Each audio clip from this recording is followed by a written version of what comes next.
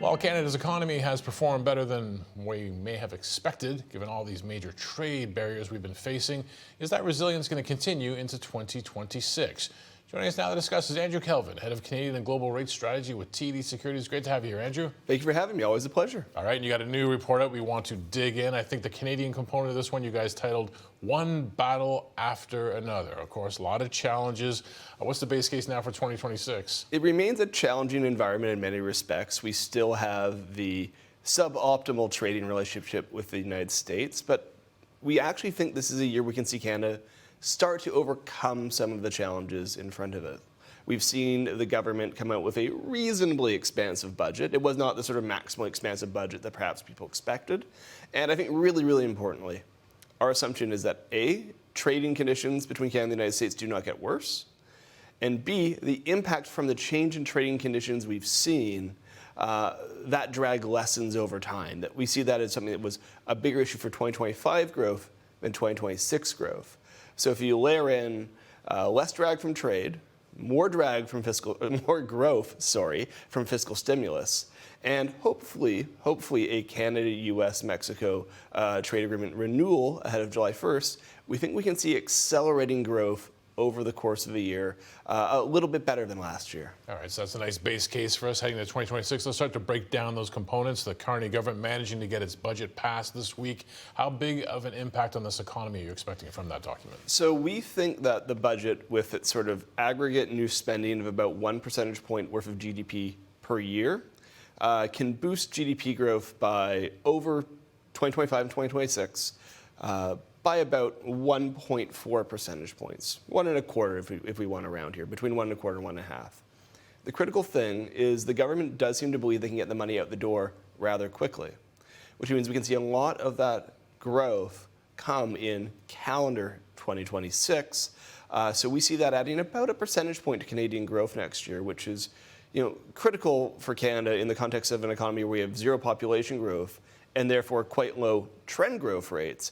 That fiscal stimulus is really the thing that keeps us, we hope, comfortably away from having a 2026 recession conversation. Is this the kind of stimulus, too, that has a multiplier effect? So it's one thing for the government to put a buck into the economy and get a buck return, but we're hoping for more from this, I think. We're hoping for more. I think it's honestly too early to say. If you think about some of those large ticket items, there was a small income tax cut in there. That tends not to be something that has a large multiplier through the economy. Given that it was a fairly broad tax cut, you usually see that money spent, but it's not something that tends to create productive investments.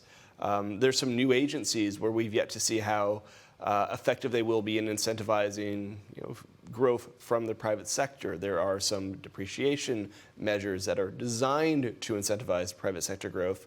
We'll have to see if those ones can deliver more than a buck out for every buck that goes in. The big question I have is there's quite a bit of money allocated to defense spending. Defense spending is going to have an import component to it, and how effective that is in driving growth will depend on how much of that money is actually spent at home. So we have a Bank of Canada that got a little more accommodative for us this year. We have inflation, there's a bit of stickiness here and there, but it's sort of in the ballpark.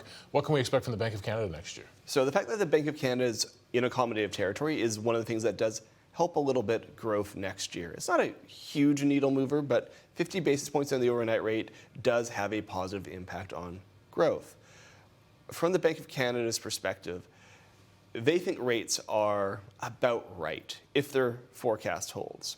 Their forecast is actually quite similar to our forecast for 2026. So it follows that if we are roughly correct on growth and inflation, and we see inflation coming lower through the year, core measures of inflation, I should say. If we are roughly correct on growth and inflation, it follows that the Bank of Canada is probably done here, for 2026 at least. When they're not done anymore. So for 2026, if they're done, if everything goes to plan, when we come out of that, we still got a long way to go. Are we talking about a bank that will start taking away accommodation if this economy can start growing? If the economy starts growing, and we can take some of the slack in the economy, so we would expect to see a much lower unemployment rate in this sort of world. But if the economy grows as we project it will, we would see the unemployment rate fall, we would see slack reduced in the economy, and we would expect the Bank of Canada to lift rates, we think starting in early 2027, because we are at an accommodative level of interest rates. Textbook says that if you get back to a sort of at-trend growth rate and you have no slack in the economy, interest rates should be around their neutral level, which the Bank of Canada sees at 2.75. Now, in terms of where the sort of shocks are, because I can have, my sort of empirically grounded, mean reverting model of how the economy is going to behave, but then we can have things come along like trade wars, which models tend not to incorporate. So there's a reasonable degree of symmetry around that forecast if we are incorrect in the idea that trade impacts will be lesser this year. Like if we actually see the same sort of drag and growth from trade in 26 as we did in 25, then we're probably not seeing hikes in 27, and in fact, we could see additional cuts next year. There's definitely worlds where they can ease, but I think you look at the risks as skewed a little bit more towards 2027 hikes than towards 2026 cuts. Is that the biggest risk for 2026 in terms of that forecast, thinking what the economy is going to produce, what the Bank of Canada will do? Is it those trade negotiations that are coming back up for USMCA, CUSMA? I think that's the biggest one, in part because there's a wide variety of outcomes. Like my thesis has been for a long time that A, the US government will not take actions that raise domestic energy prices, which should allow our energy sector to continue exporting to the United States without tariff impediments. And B, the fact that USMCA exemptions are in the current sort of trading stance of the United States, it suggests to me that somebody in the US sees some value in keeping these USMCA exemptions. So I expect those exemptions to persist through 2026 until we actually sign the new trade deal, which again, we do anticipate just ahead of the deadline in July 1st. I'm making a lot of assumptions here. If there's a world where there is, as a negotiating tactic, or there is some sort of flare-up in relations between the two countries, we have seen that intermittently in recent months that there will be points of friction that seemingly come out of nowhere.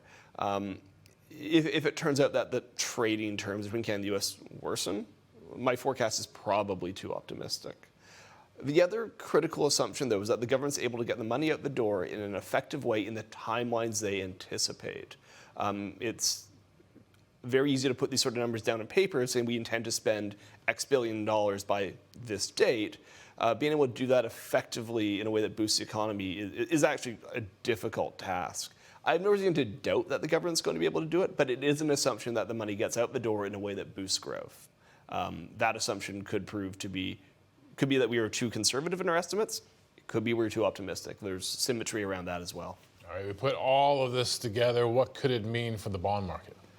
So the big question for the bond market almost has nothing to do with Canada, to be perfectly honest with you.